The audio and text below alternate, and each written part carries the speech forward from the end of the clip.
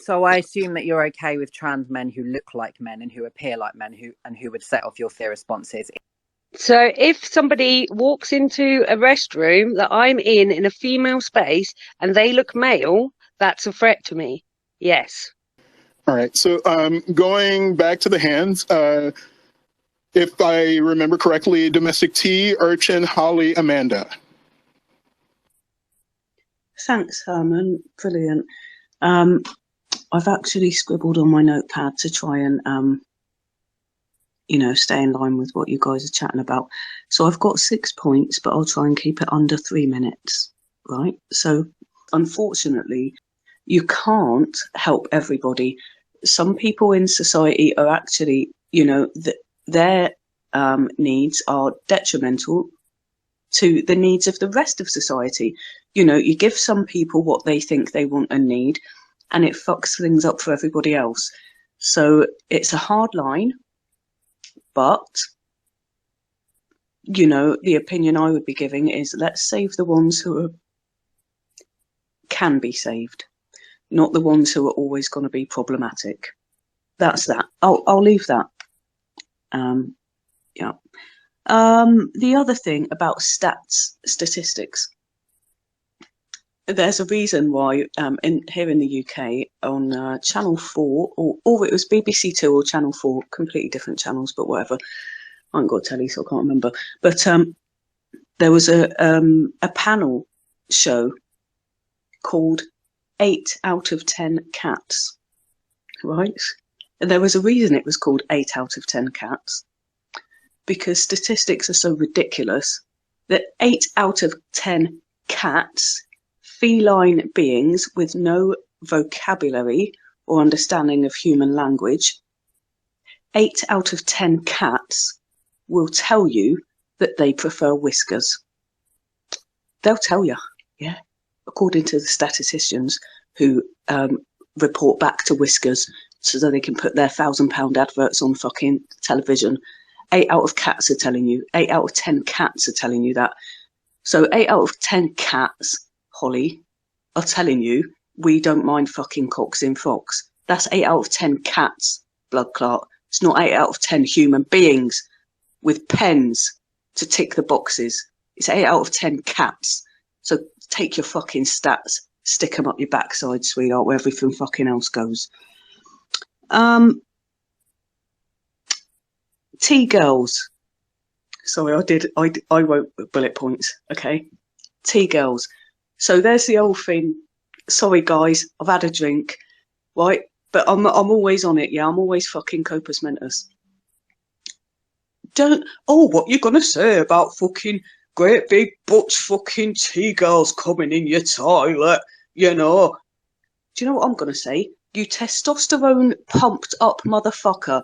You've got as much testosterone in you as a bloke. So I can no longer trust you. Because if you've got all that testosterone in you, it is influencing your... Hey, domestic, I'm going to interrupt you just for a moment.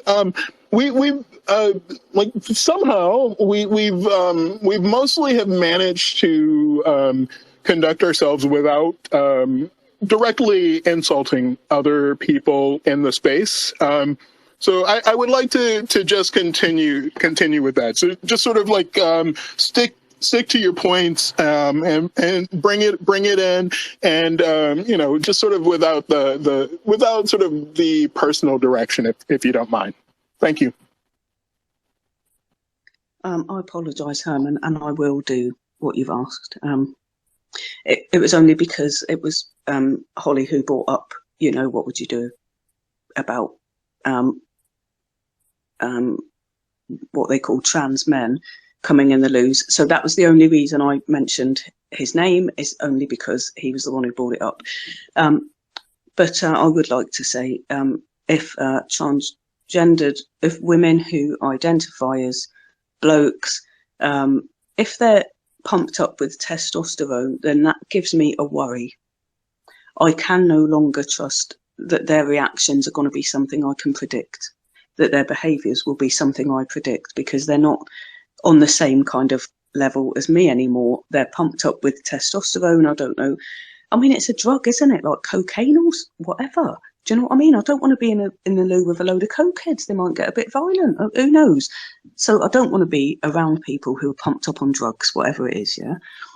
So that's what I'm saying about my reaction.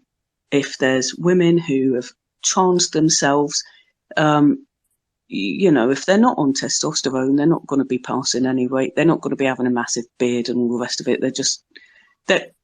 This leads me on to something else I wanted to bring up, which wasn't what you guys were talking about, but it was gender nonconformity.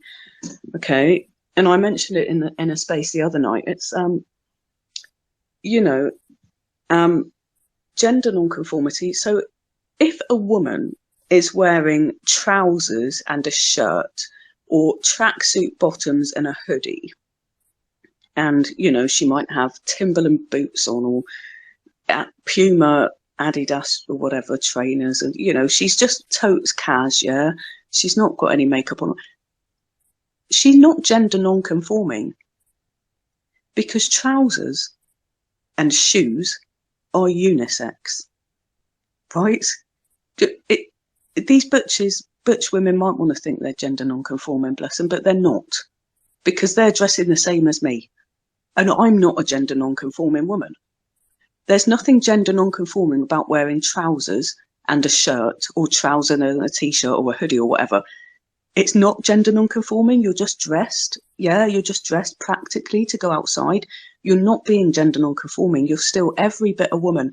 Every little movement you make, every little nuance, hand movements, the way you smile, do you know what I mean? Whatever you do, you might not realise it, but it's very feminine.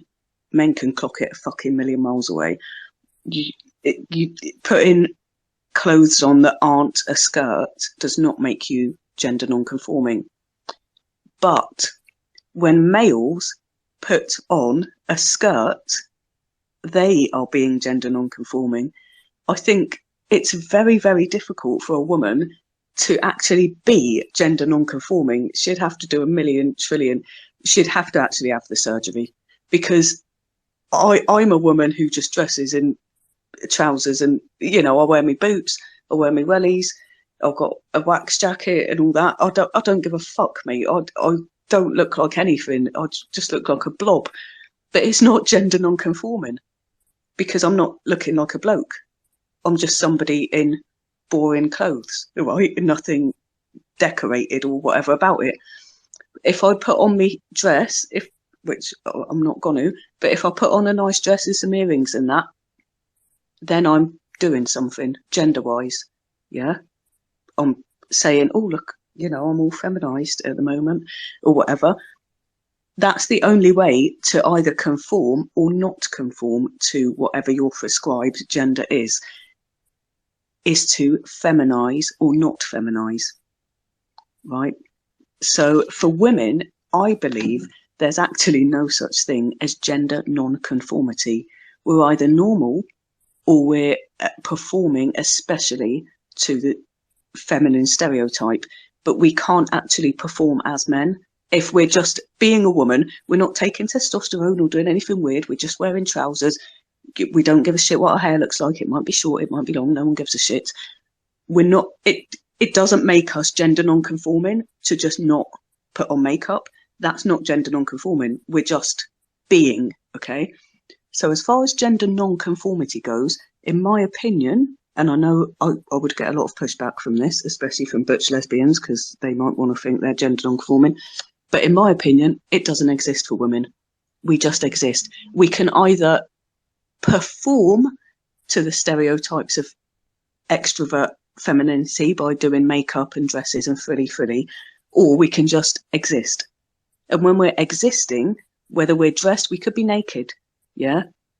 Or we could be dressed in jeans or shorts or a swimming costume, whatever.